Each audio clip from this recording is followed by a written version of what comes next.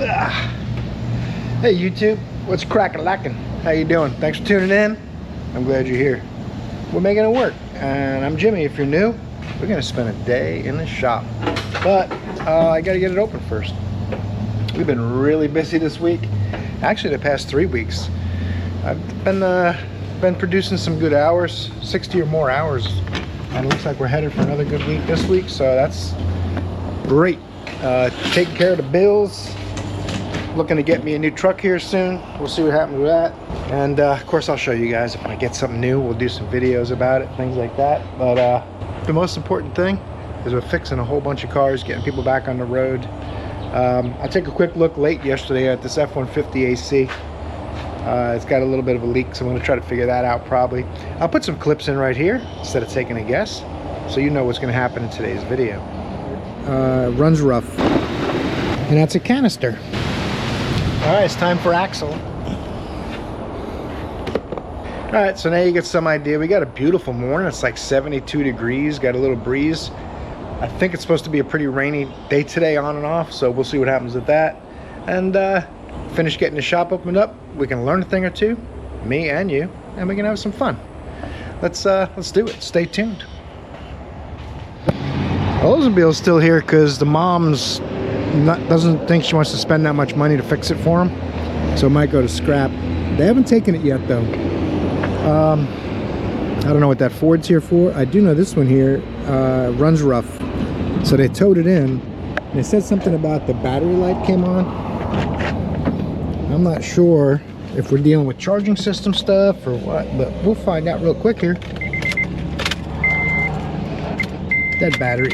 Okay, let's get the old jump box. I think I'll put the J400 on here. I've had good luck with that. I'm not going to say this is as powerful as my larger jump batteries, but surprisingly effective for its size. That's the thing for me. It's a glove box jump box. 11.5. That's not that low. Maybe it has a bad connection. Let's see here.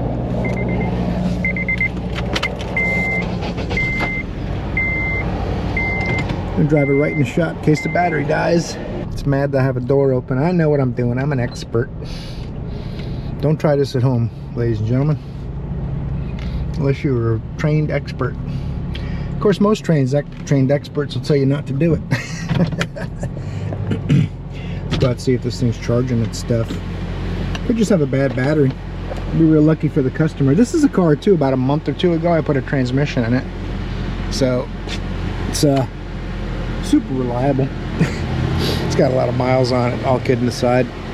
I forget exactly, but it's, you know what, let's look exactly. How about that?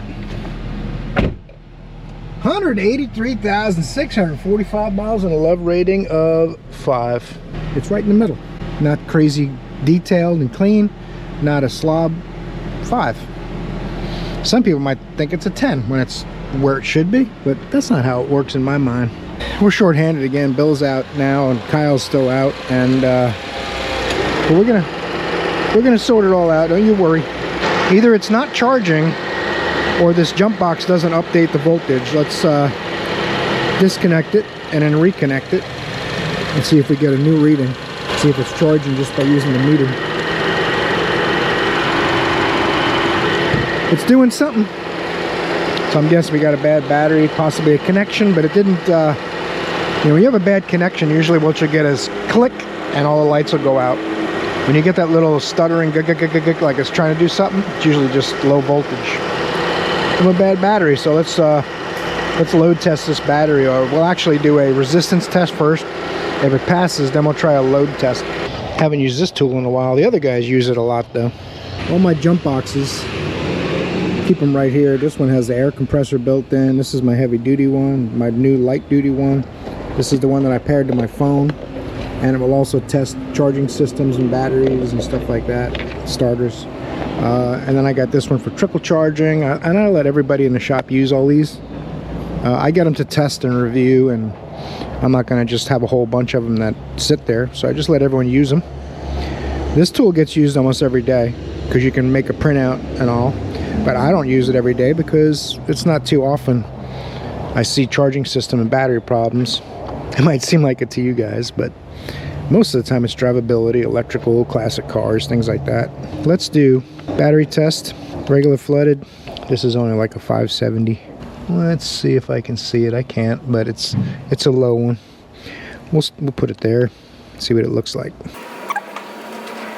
Good charging, health 73%, 6.16 mega ohms of resistance. Okay, we're gonna put a good charge on it, test it again. Maybe we'll do a load test. It's possible someone just left something on and drained the battery. Kind of strange. The battery does look fairly new. It's hard to see the date, 10 of something, 10 of 23. So the battery's 7-8 months old. All right, let's charge it for a while and then we'll retest it.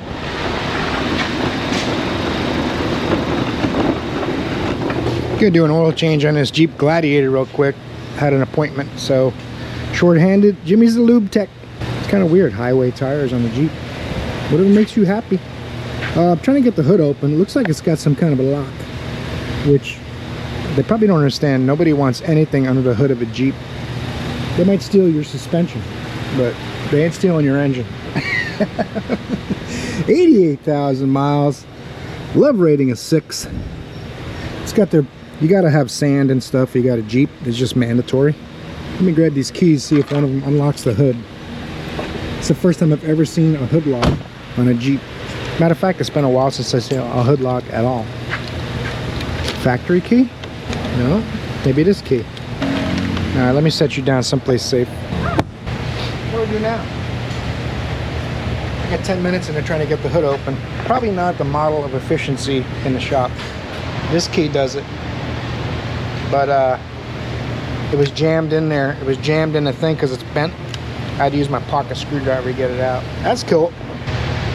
Another cool thing is it's a diesel, so I can't find the filter canister up top. It must be below, right?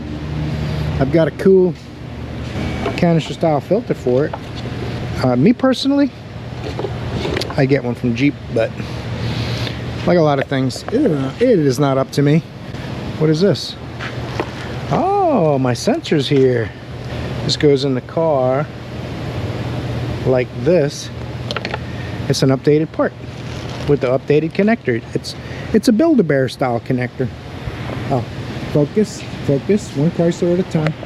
I haven't done one of these diesels. That might be evident to some of you Jeep experts, but I see a drain plug. I do not see the canister for the oil filter. They make the motor mounts look like it, but it's not it. Let me let it back down, because as we all know, if the filter's at the top, you got to do it first. Maybe I got to pull the engine cover off and stuff like that. I don't know what it is, but Jeep and Harley guys, they just can't leave anything stock. You got to have all kinds of accessories. You know what? Whatever makes you happy, man. I don't want anyone getting mad. Oh, there's another bolt in there. Some people are very sensitive to a little bit of teasing. I still get lots of funny comments on the one I made with the fake caliper covers, the video I made about that. And it's pretty funny. They get really mad. They're like, you're not allowed to say what you think. He's allowed to do what he wants, though. Okay. 2022 Jeep Gladiator. There's the oil filter right there, silly. I said there's some heater hose and ABS lines, and I had the engine cover laid over it, so I couldn't find it. It says in the service manual in Identifix, the cap and the filter must be replaced as an assembly. Do not separate. So we're not going to separate them. So the funny thing is, not only was the engine cover in my way, I didn't have to take it off.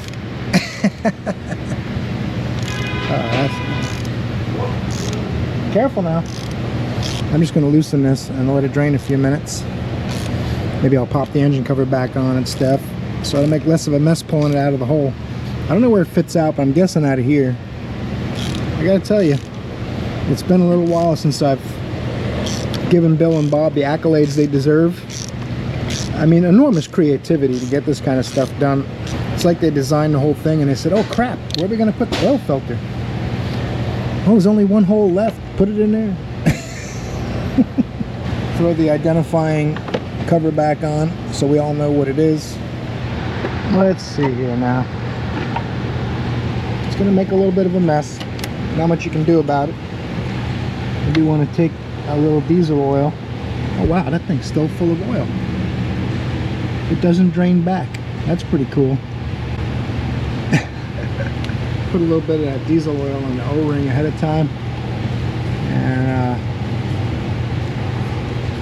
and wonder why their magnificent creation doesn't drain the old oil back in the crankcase when you pull it out. Probably because it's on so much of an angle. It looks like the drain back valve is at the top, which, you know, that's where you'd want to put it. I gotta say, the 3-liter diesel is probably better than their other engines from what I've seen so far, but who knows. There was a time when the whole world would scoff at a tiny little diesel, but nowadays pretty common. I guess Europe, that's the primary power plant, turbo diesel. At least the oil filter housing's aluminum. What it screws into, that's good. I'm gonna wipe up some of this mess, spray a little brake clean down there. Looks like it's been spilled a few times because you can see the dirt and oil buildup. Because even though it's a 22, it has 88,000 miles on it. I'm trading in my Tacoma for a new truck. It's got 17,000 miles on it.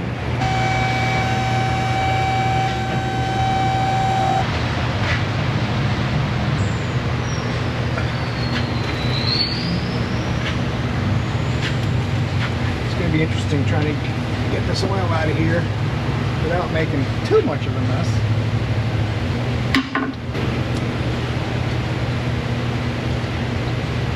Chrysler is also one of the brands that thought it'd be cool to build the washer gasket dealio into the drain plug. So you got to replace the drain plug to do a gasket. So that's cool. Let this drain about 10 minutes. It takes 9 quarts of 540 diesel oil.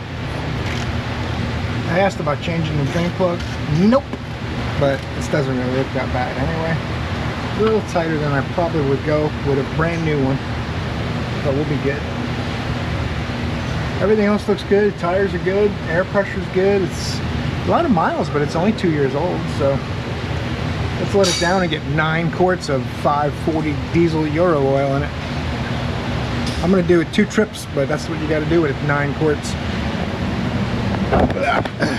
Our jugs hold about 7 comfortably. Those are the big blue ones. They used to be for transmission fluid, but we make it work. Now, let's see how the dyno blood goes in here. I knew if I put another quart, it would have spilled that.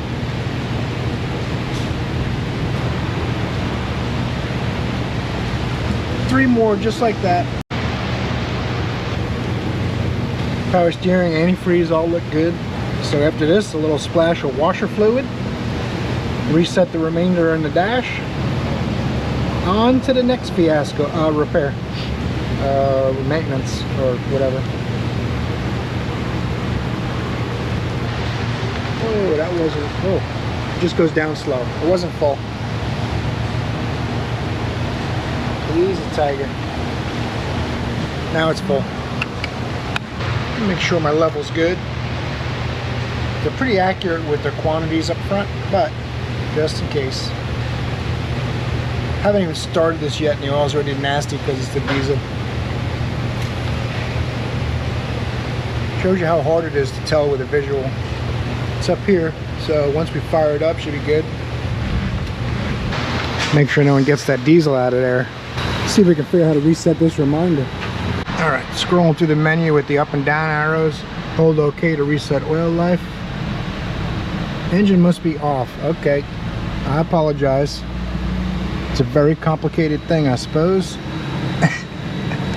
Wait for it to come back up. Hold OK to reset oil life. See if it'll be less angry this time. Hold OK to reset oil life.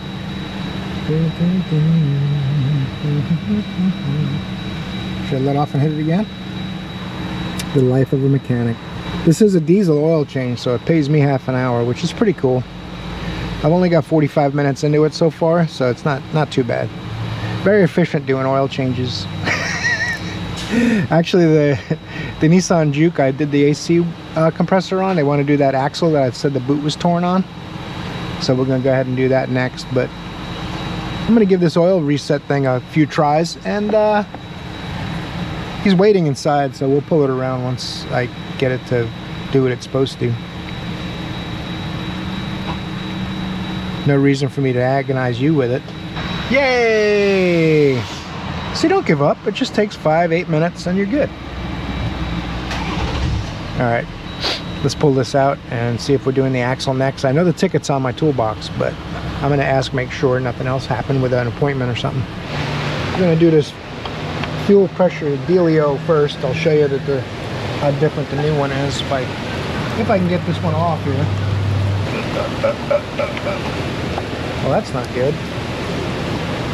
Maybe you got to pull it up twice. I don't know. How about that? Pull it all the way off. Uh-oh, still doesn't come off. That's not good. This is a hose removal tool, and this is a hose, so dodge. If it don't dodge, repair it. This is the old connector. The other side came right off. The one that's hard to get to is a different connector that's harder to release. We're back on the Bill and Bob deal, so. Oh, you're killing me. There you go. What's the problem? All I gotta do now is figure out why the other side won't come apart, even though I've got the lock tab out of it. I still can't pull it off the fuel rail. Maybe there's a second retainer I gotta look for so I don't break something. Yep, I think there is a second retainer, and it faces down because why wouldn't it? Look at that son of a gun.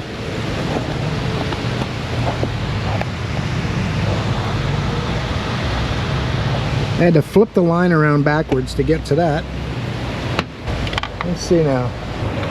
Keep in mind, this goes onto a plastic fuel rail, and it's a plastic fuel line, so it's definitely quite a challenge. Jam that in that slot, and I can jam it into that slot. Oh, there you go. Now it should come off. I probably got to unwind it though, because I got a lot of plastic fighting itself. Oh my goodness, do I have to pull that completely out?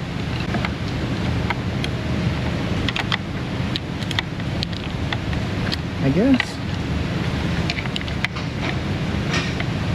What are you guys doing down there, man? Some pencil pusher and his buddy decided that if they invented another kind of connector, they would make more money, I guess.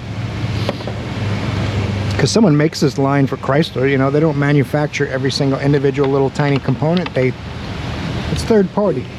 So the third party comes up with better designs, and everybody wins.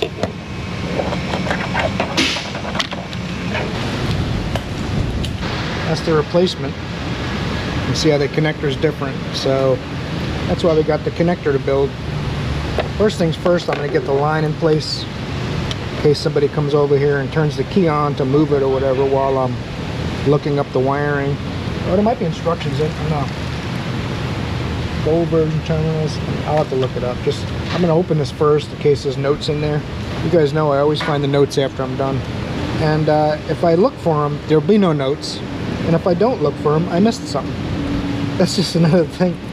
That's just another thing. That's how it works. This goes like this.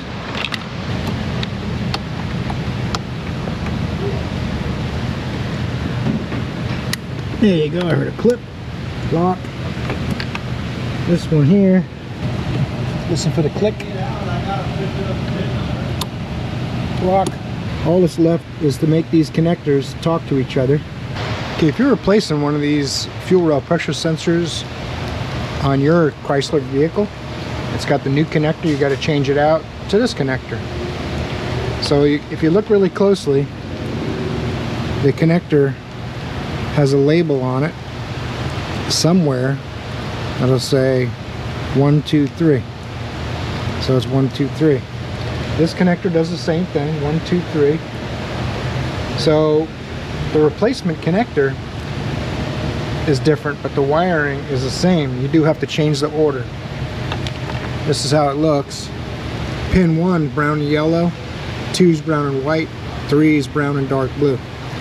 So what you do is you take this brown and white wire and this brown and yellow wire, and you move them over a spot.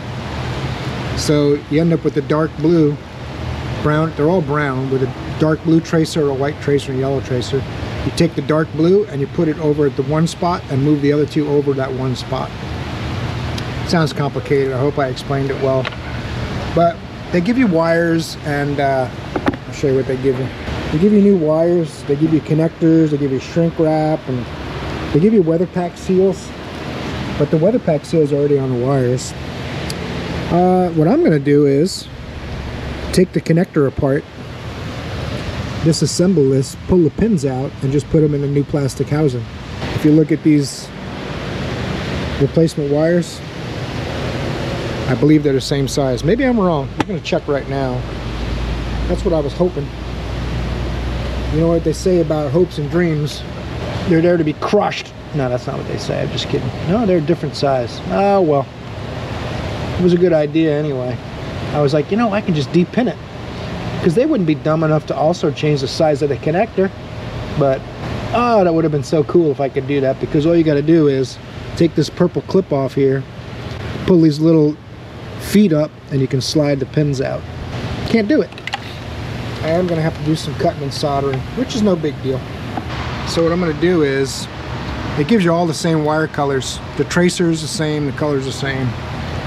So basically, when I cut these, I'm going to try to make them pretty short so that you can see that it's been cut and repaired.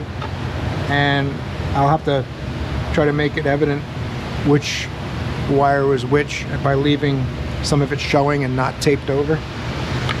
Just in case it's a problem down the road. I'm not saying I'm not going to be good at wiring, but you never know.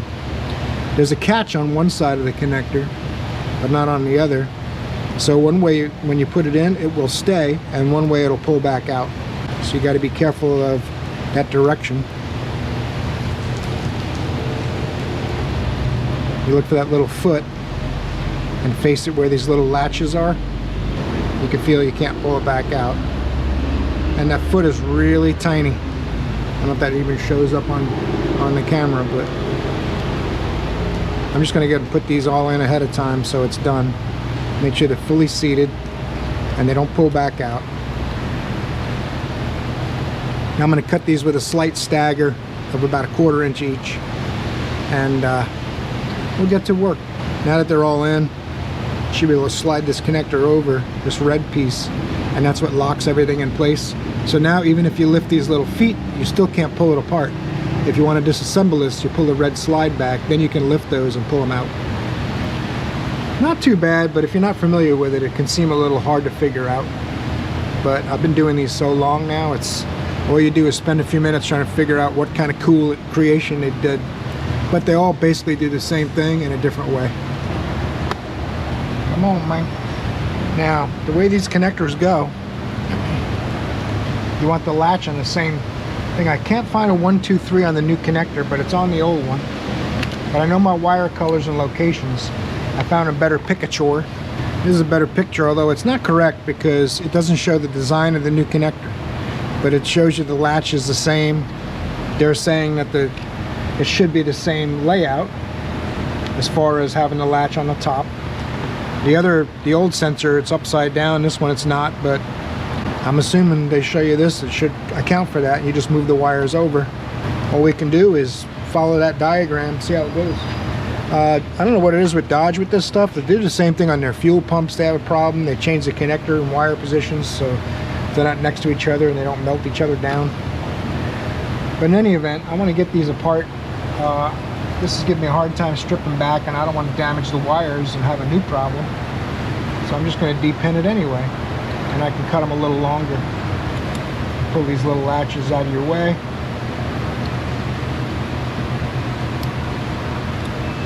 I just put a little bit of load on it here, not much, because you won't be able to get the latch off easily. Put too much load. And when you get it, it'll pop loose. Now I've got my tracers, and I know the first one I'm going to do is the brown and yellow. The brown and yellow was number 1, right? So on the new one, the brown and yellow is going to be number 2. So I know the brown and yellow is going to be my middle wire right off the bat, and this has a yellow tracer too, which is pretty convenient. I'm going to connect that one first. Then I just know I need 1 and 3 on either side of that. Should be pretty easy, although the connector is facing this way. That's something to keep in mind too. So the dark blue will go to the left, and the white one will go to the right, and the middle one's going to be my yellow tracer. So that way when I flip it around, you're not doing it backwards. Pretty important. They're showing you this direction because that's how it has to go. They give you these little brass connectors. So I went ahead and crimped one on there and solder the wires. That'll also be a very good connection, and a little bit of solder in there will be holding together while I solder it. You could just solder the wires without using the crimp connector, but I just feel like you're connecting it twice. So more connections never makes things worse. Plus it's holding it, you're not fumbling around.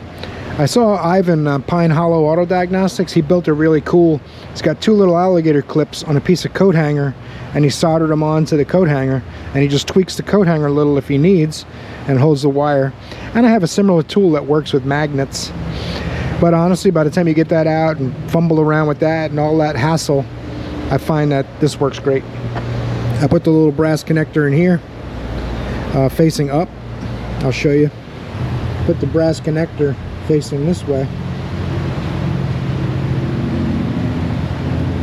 I feed the wires in from either side, crimp it down, and it's going to hold it for you. And I'll put a little solder in it too, just like I said, extra insurance. We got a good connection. Okay, now this brown and white wire we want in number 3, which is this outside wire right here.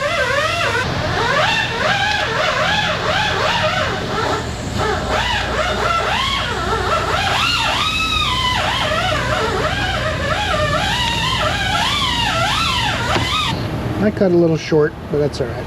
Won't hurt anything. We'll get it.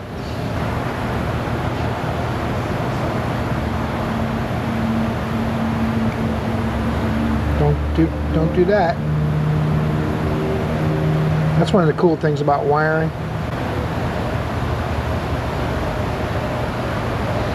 You're always dancing. Yeah. Will the electric welder reach to my bay? Yeah. You want that to feed itself into the wire. You don't just kind of melt it on top. When you've got it hot enough, it'll wick itself into the wire. And you know you got a good connection.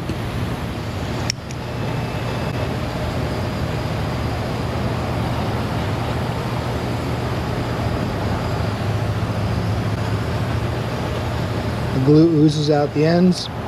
It's not going anywhere. Now if you've done it right, you should have the blue tracer wire left that goes on that last pin, and you're good to go. Shrink tubing's on there, put a little solder in it, then we get to plug it in and see how it works. I haven't cleared the codes yet, so we'll clear the codes, fire it up. We should read good fuel pressure and get no code back. You tin the tip of the soldering iron, it helps flow heat into the connection you're making. You see the solder kind of flows in there. You don't want too much, you just want a good connection. The more you solder and the more heat you apply, the more brittle that wire becomes. I don't normally like to solder, but with these gluing shrink tubing components, it keeps it from breaking. Normally when you solder electrical connections on a car, this connection right here gets brittle, and that's where they'll break next time. A lot of people solder them on a car, but if you look around most vehicles, matter of fact every vehicle, you won't see many joints soldered except inside the module or a component that doesn't move at all. Everything's always crimped together, no solder. So anyway, a little shrink tubing, this thing's done.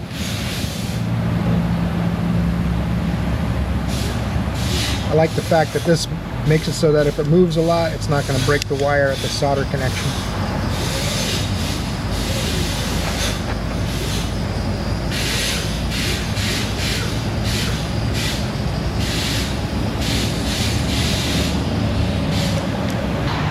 One more double check. brown and white wire is where my pointer finger is. It goes to the right, the brown and white. All the way on the right is ground. Signal wire is in the middle, which is from the center back to the computer, is yellow. That is this wire right here. See the yellow? It's in the middle. That means my last one should be a blue one, and that's in pin 1, brown and dark blue. So I know my connections are good. We still have a problem. Something's very, very wrong. Click. Hook this back onto my tube. I'm leaving it like this. It's not the prettiest thing, but like I said, if there's a problem in the future, I want someone to know this was done. I mean, all the Chrysler experts will know, because every one of these gets this updated part. It actually fits 2019 and newer. But if it's an independent shop or someone who doesn't really have a lot of experience with them, they'll be able to go, look, someone's already worked on it. Hack! Or whatever they might say. It is YouTube, right? So have you ever seen a YouTube channel or a YouTube mechanic that works on a car someone else worked on, and they say, man, these guys did a really nice job? It doesn't sell. People want to see clicks about disaster and how terrible everybody else is. So a lot of YouTube channels, they'll chew other mechanics down a lot. And I do it when it needs to be pointed out that things that you need to be better. But I see way too many channels. It's every video. Look how terrible these guys are. Look what I fixed. I'm so smart. I did it. No one else can figure it out. It's been to 74 other shops. Blah, blah, blah, blah, blah. I don't like that. Anyway, here we go.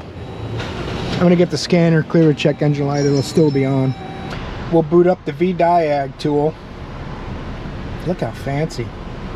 And clear this code, take it for a drive, verify there's no fuel leaks of any kind. And I think now we'll be doing the axle on the Nissan Juke next, but can't make any promises. Alright, key on, engine off, so the old Chrysler doesn't get sad. Clear. Success. Read DTCs.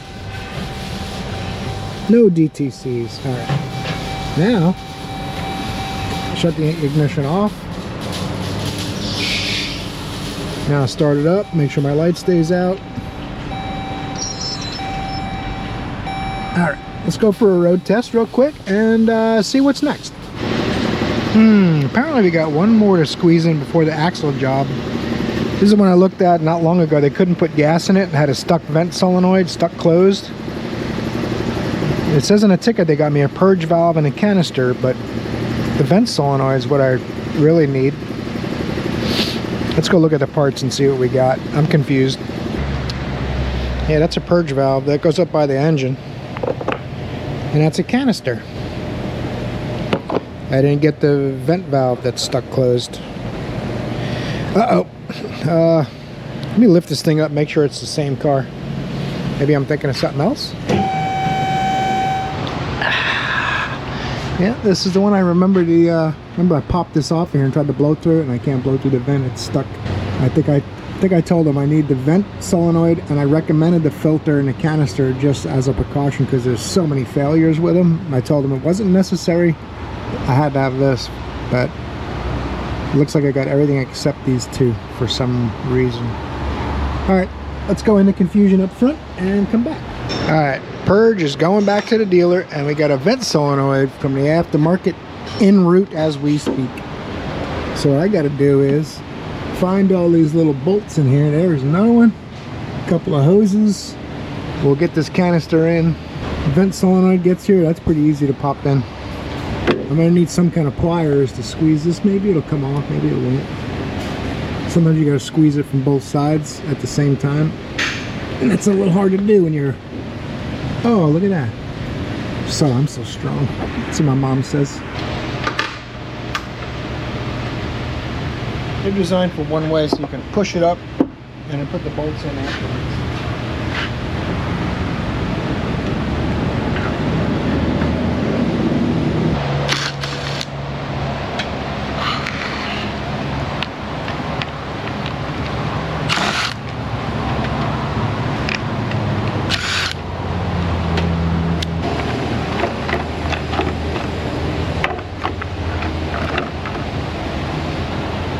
If you can feel that, This is the reason I recommended it. Some people may not like that I recommended it before it failed, but you feel the weight of that compared to the weight of this. I mean, it's pretty crazy the difference, but it's such a high failure item. So you tell the customer it'd be a good idea, but you don't have to do it. It can wait, and then when it fails, we can do it then. But we have seen a lot of them go bad, and they send the pellets into the whole system. And if you can't blow the lines out completely, you end up having to replace lines and all kinds of crazy stuff. So this is the better way to do it, and they're really not that expensive. So I think the canister was like $60 or $70, I forget. But it's not like it's $800. You know? I wouldn't recommend it if it was $800 so it failed. But it would only be even more expensive after it fails. So.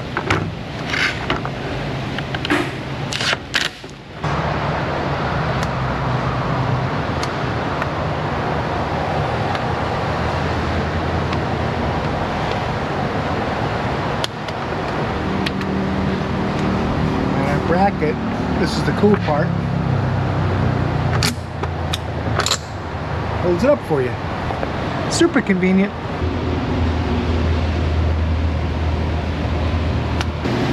Man, it's been charging a few hours now, 12 o'clock, so I put it on charge about 8:15. I was hoping it would be fully charged by now. It very well could be something going on with this battery, but I know one thing. I'm going to start it up, run it. I haven't run it more than a couple of minutes because I didn't want to make the alternator fully charge the battery. It's really hard on an alternator to do that. But we got it charged enough now at least to fire it up, let it run a few minutes. Maybe the alternator intermittently stops charging or something like that. If I can't find a problem with that, it's probably going to end up being a battery. I just got to find a way to prove it, get it to happen for me. Maybe I'll put an amp clamp on and make sure the car's not pulling some amperage before I even start it up. We'll take the charger off and do that. This charger is real simple. It starts itself and stops itself. If you haven't seen my other videos where I use this, it's a non-invasive way to measure the current draw. Everything's got to come through the negative or positive terminal of the battery. So it's not as accurate as putting an amp clamp in series, but it's non-invasive. You're not disturbing it and making things change. If you want to see right away if a car is drawing amp, put something like this on there. This is a Kaiweets HT206D. Should be in my Amazon store. It's a cool little tool. If I'm looking for a really low amp draw, then I go to an invasive test. This will show me if something big's happening. It's showing 0.1, which you always want to see 0.0 something. You don't want 0.1, that's a little high. Let's turn the lights on. I'll show you what that looks like. Yep. Got some lights on, 6 amps. Now if I turn them off,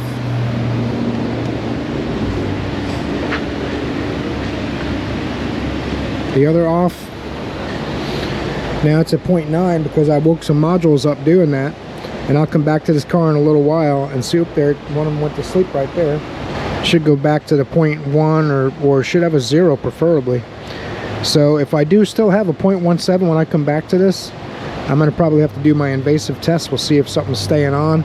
Start checking some fuses. You can use your voltmeter across the fuse, and the fuse, if the fuse is taking a load, it'll bleed voltage through your meter and show you that that fuse is doing something it's not supposed to be doing when everything's off. So you know you can attack those fuses. That's another non-invasive version of the test. Instead of pulling them out and seeing if the amp draw goes away, put a voltmeter across the terminals. So it shows really low. It'll show like 0.25 volts. That means it's pulling some current through the fuse. Should show nothing. Pop this in there and that key will be done. I'll be able to put gas in it at least. I definitely have some kind of a draw. That meter shows 0.3. It's moving around. It jumps up to 0.7, 0.8, goes down to 0.1 something or other. But it never goes to 0, 0.0 something. I'm going to check these fuses by jumping across with my voltmeter like I was talking about earlier. All you do is touch the meter across the two. I just clip my, some people probably don't know about that, but I used to lose these once in a while because I would take them off and set them down, but you just clip them onto the wire. Anyway, you go across these fuse legs, you should get zeros in the meter. Zeros, zeros, zeros. You gotta make sure you got a good connection. If it doesn't go to zero, check the connection a little bit. Just in case. Zero. Uh-oh. Check my connection here. 0.8, 0.9, it doesn't go to zero. That means something's going through that fuse. See what that fuse goes to. 10 amp backup. That doesn't tell me a lot because the backup lights would be on, I would think, if it was pulling something through that fuse, even if it was just dim. Let me go look at a wiring diagram and see what this 10 amp backup fuse also goes to. It probably goes to a few things. One way to be sure, with a wiring diagram that's hopefully accurate. Alright, it's time for Axle, and I don't mean Guns N' Roses. Although I will use an impact gun, and I hope I coming out smell like a rose.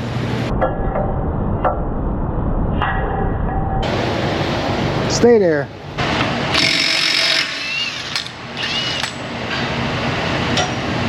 I take it out from the strut end instead of the ball joint end.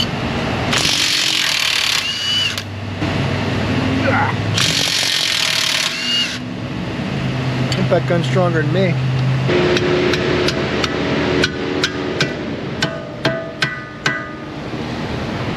Someone has greased things.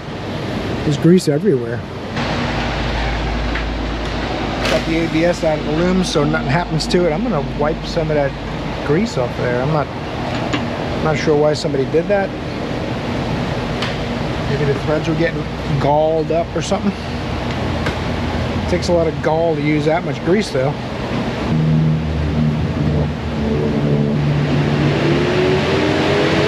Alright, settle down over there. What the heck you doing, man?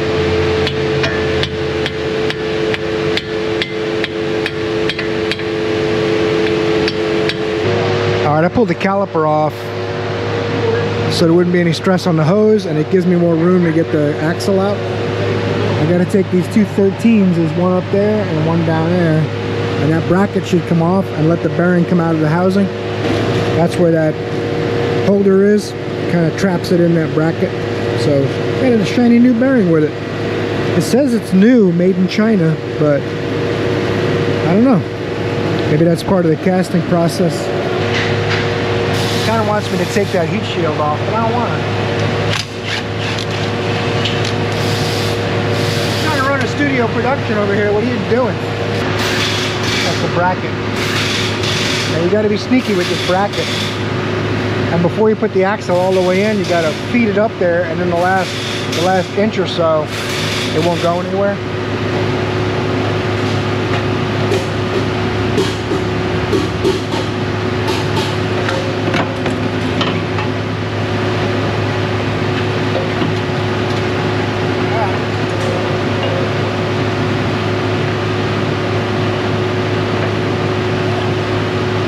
That's not so bad.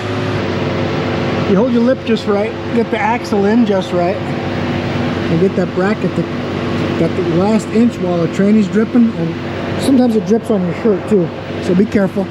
And then you get the bracket up in there and you get your boat started, and it's like a win-win, win-win-win. Now this is also, I don't have to take two more bolts out to get the shield out of my way. I don't know why I feel compelled to do it, but I do.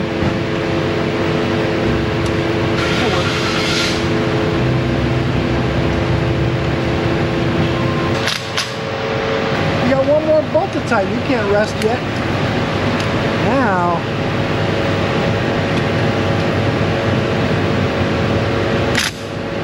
now you can clock out and go on break. You too, get out. That's probably, that's not desirable. Uh-oh. Yeah, I broke it pretty good.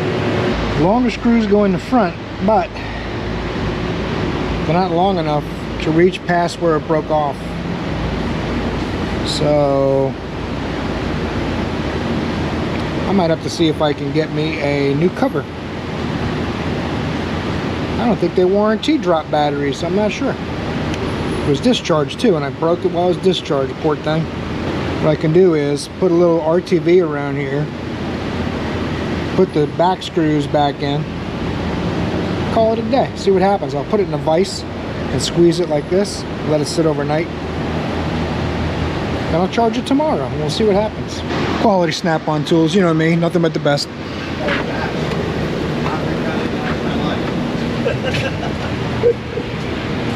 Let's go out, y'all. Show you what I'm working with. Squeezed her in a vise a little bit. Got some JB Quick Weld in there. This is like a last resort just because these batteries are so expensive. If there's anything JB Weld can do, it's this. It doesn't hold radiators together, it doesn't fix oil leaks or any of that, but it might hold the Milwaukee battery together. It's starting to set up, so I shouldn't play with it too much, but I even put the screws back in just so it looks like they're doing something. I got the other screws snugged up.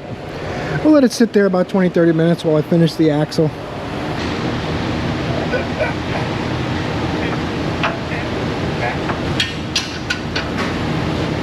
Too easy.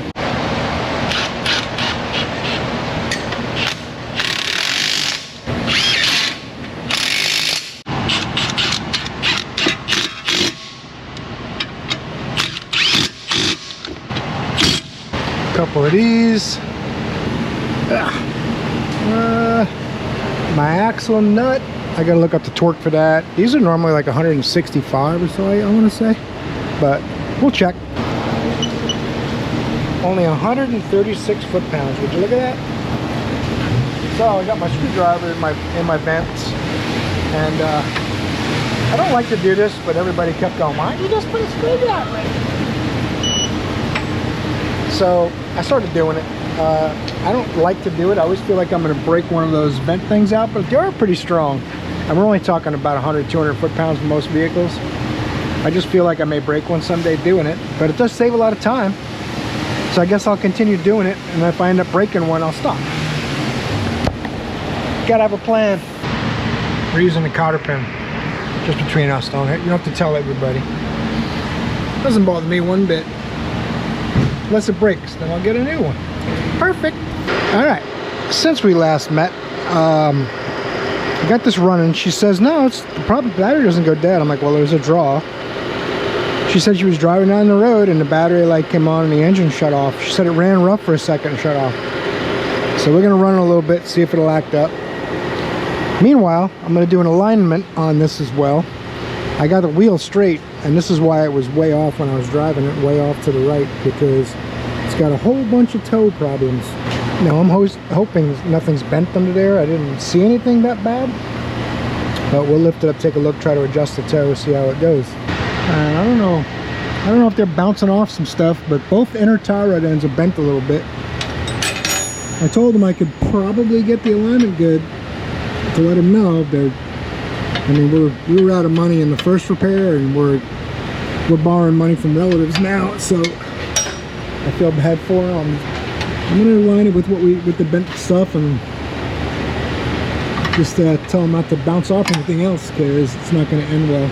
Once they start to bend, they bend that much easier next time you bump something. Which, I mean, they normally aren't going to snap or anything crazy, but they will wear out some tires really quick if you bump something lightly and bend them more. That's the only real problem. What size is that? The 12's a little loose. It's crazy. This is a 17. I think this is an 11. Just got to go a little more and we'll be all right. Oh, we are as green can get.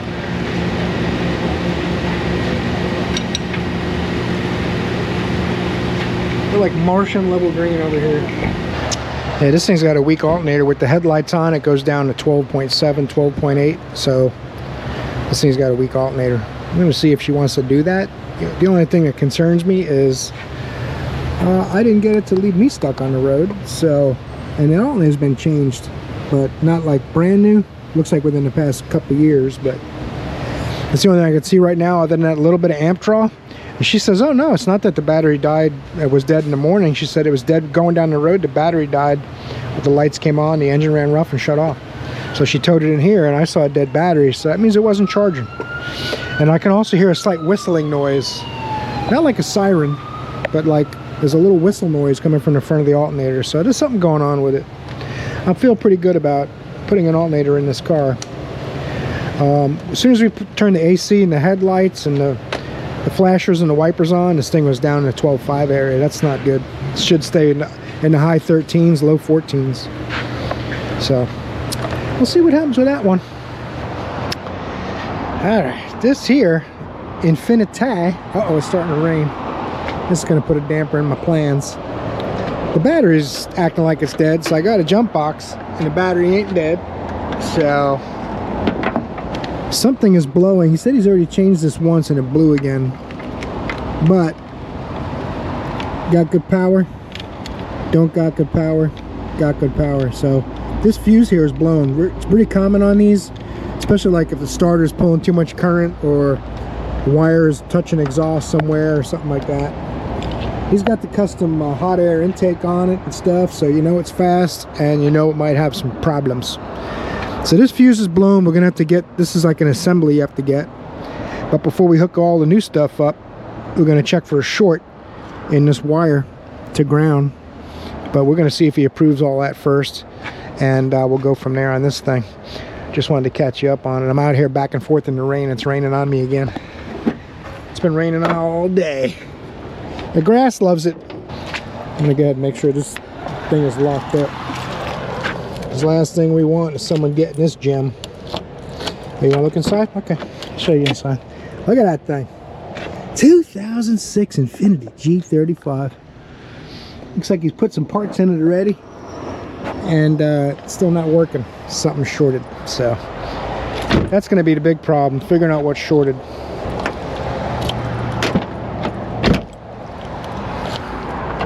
It's got a different key for the ignition than it does for the door. Alright guys, we're going to start buttoning up here. We're short-handed again, so I'm going to start helping them close up the shop. Thanks for watching today's video. I appreciate your company. Hope you got something from it. We got a lot done today, including wetting our glasses pretty good. So torque the like button on your way out. Subscribe if you haven't yet, and don't forget the Amazon store. Click on those links in the description below every video. You can go in the Amazon store and check out some tools you might be interested in. I try to add tools every weekend. It really helps the channel out a lot. They throw me a few pennies every time you spend a couple $100 bucks. So even if you spend 20 bucks, they throw me a few pennies. And it adds up, and I really appreciate that. So hope I see you in the next video, because you're awesome.